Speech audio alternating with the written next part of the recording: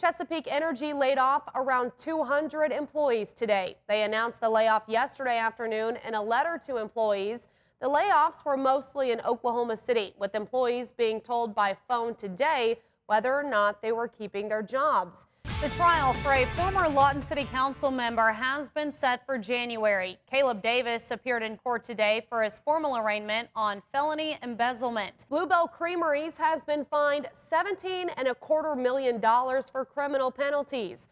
Another 970 cases of the coronavirus and 12 more deaths were confirmed in Oklahoma today. Jacob, this year has seemed like a really active one for hurricanes. From Hurricane Laura to Hurricane Sally, we have seen a lot of devastation on the coast.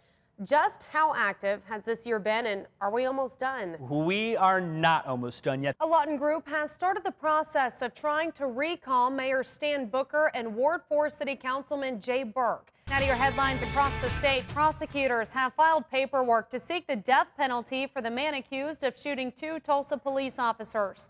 The prosecutor in his filing stated David Ware, quote, knowingly created a great risk of death, adding that the murder of Sergeant Craig Johnson was done, quote, for the purpose of avoiding or preventing a lawful arrest or prosecution. Travel restrictions on the United States shared borders with Canada and Mexico have been extended through October 21st. The U.S. Customs and Border Protection Commissioner made the announcement on Twitter today. New tonight, beer maker Anheuser-Busch is looking for a CEO for one of its brands with a particular job description. It's the gig of Chief Exploration Officer for Michelob Ultra Pure Gold. The brand touts an office with a great view, lots of travel, and beer to go with it. Well, I don't know about you guys, but it was a roll the windows down and drive through Lawton kind of day. Now to some good news. You may remember Lawton firefighter Sonny Pulatasi from the video In My Feelings Challenge. It's a video that went completely viral. Here it is, and it ultimately landed him a spot on Nickelodeon's Are You Smarter Than a Fifth Grader? Well, now he is back, and this time with his family on Disney's Fam Jam.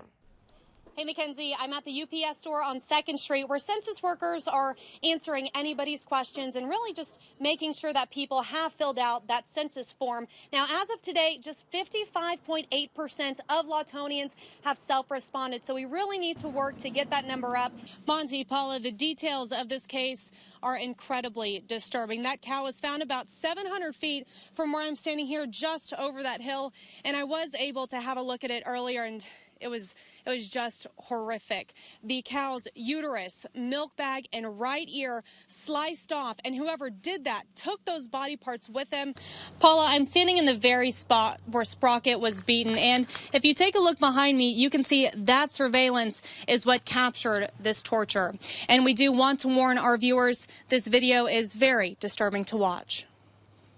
Seen him pick my little dog up, slam it on the ground, physically punching and holding him between his legs. I've seen him with my footage slamming my pet onto a privacy fence, flinging him in the air, and beating him with a large blue tote. And not to mention the baseball bat. And you can see that abuse in the surveillance video as the dog is thrown in the air multiple times. Most of the video is too graphic to show, but here's where it starts.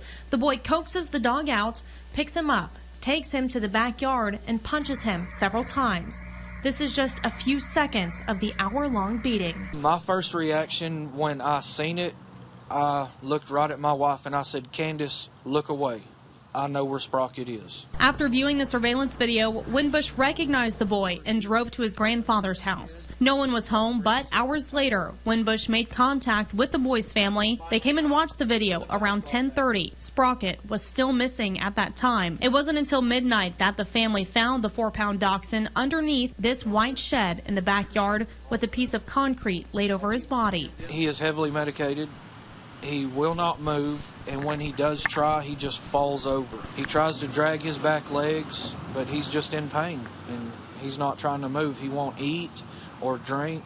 He says the responsibility falls back on the boy's parents. I'm pretty angry about the deal. I understand he is a minor, but it's going to fall back on the parents for not properly watching their children. Winbush says they have 3 options: spend up to $4,000 on surgery, let Sprocket heal on his own, which could leave him crippled, or put the dog down. Now, Winbush said putting the dog down is not an option he wants to take. I have reached out to the boy's father for comment, but I haven't heard back. The Lawton Police Department and Lawton Animal Welfare will now start investigating this case, and a GoFundMe page has been set up for Sprocket surgery. You can find that link on this story on our website at kswo.com. Reporting in Lawton, Caitlin Williams, 7 News. It feels terrible. It's definitely not a moment you want on camera. Filled with a controlled concentration of CS gas, the gas chamber allows trainees to learn how to react to chemical, biological, radiological, and nuclear attacks. They also gain confidence in their equipment. We run them through a mass confidence chamber where they will be exposed to riot control agent with their mask on. We were instructed to walk into the cold side of the chamber that hasn't been exposed to gas. After a few exercises to get our heart rates up, we enter the hot side, fully exposed to CS gas. Walk, flap your arms. We have them take their mask off, and then 15 seconds they get exposed to the riot control agent, and then they will exit, knowing that, hey, my mask really works, because it's pretty bad in there. After completing the 10-minute task and reciting the soldier's creed, we were forced out. Amanda Nelson was one of about 180 trainees who went through the chamber. Again, not ideal circumstances, but still awesome. I know, I'm sorry you're catching me like this right now. CS gas causes watery eyes and mucus to build up, and there's no stopping it. It burns. We tell the trainees, hey, go ahead and blink your eyes as they come out to get the chemicals out of their eyes, as well as move their arms up and down to make sure it gets off their clothes. After about 10 minutes, the effects of CS gas subside. All you have to say is you want to do it again, trainee. You don't have to drop a sensitive item. Come on now. It's an unforgettable experience. When Nelson says she wouldn't mind trying again. It was not as bad as I anticipated it would be. I'm sorry, my thoughts are a little scattered, but simply, yeah, it was, like I said, I'm very grateful for that experience. It wasn't ideal, but it was awesome. Are you regretting it? No. Reporting on Fort Sill, Caitlin Williams, 7 News.